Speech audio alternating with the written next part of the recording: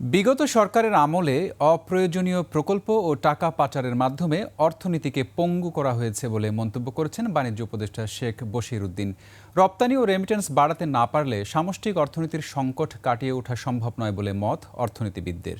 তবে আমদানি উদারনীতি ছাড়া রপ্তানি বৈচিত্র্য হবে না বলে মন্তব্য করেছেন বিএনপির স্থায়ী কমিটির সদস্য আমির খসরু মাহমুদ চৌধুরী। তৌহিদুর রহমানের রিপোর্ট।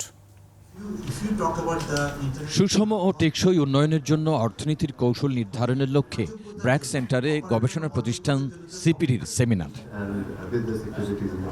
বিনিয়োগ বাড়ানো এবং রপ্তানি বৈচিত্র্য অর্জনের জন্য কৌশলগত নীতি পুনর্বিন্যাস নিয়ে কথা বলেন বক্তারা।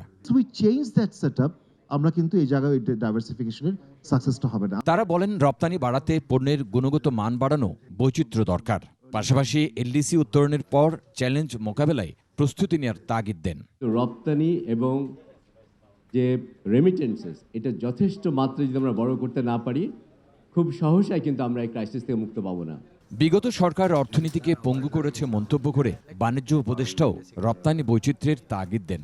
As appropriate levers, bring efficiencies in these three things that I think are fundamental for our diversification enablers. BNP ক্ষমতায় গেলে ব্যবসা বাণিজ্যে প্রাতিষ্ঠানিক সক্ষমতা বাড়ানো হবে বলে জানান দলের স্থায়ী কমিটির সদস্য আমির খসরু মাহমুদ চৌধুরী। আপনি যদি ইম্পোর্ট লিবারালাইজ না করেন, এক্সপোর্ট করার কোনো সুযোগ নেই। দেশ জুড়ে তোলপাড় ওয়ালটন ফ্রিজ কিনে আপনিও হয়ে যেতে পারেন মিলেনিয়ার। আমাদের এক্সপোর্ট বায়াসের মধ্যে আমরা গার্মেন্টসের নামটা সবসময় উঠে আসছে। বাংলাদেশের গোল্ডের যে গোল্ড স্মিথ, তাদের ওয়ার্কম্যানশিপ যাদের আছে, এদের কিন্তু অনেকে আমাদের বর্ডার ক্রস করে ওদিকে চলে গেছে, because they have created the market there. LDC পরবর্তী নীতি কৌশল সঠিকভাবে প্রণয়ন করা না গেলে অর্থনীতিতে বড় ধরনের ধাক্কা আসবে বলে মনে করেন বক্তারা। যদি আমাদের একটা সেক্টরে ধস আসে। তৌহিদুর রহমান, 21 টেলিভিশন, ঢাকা।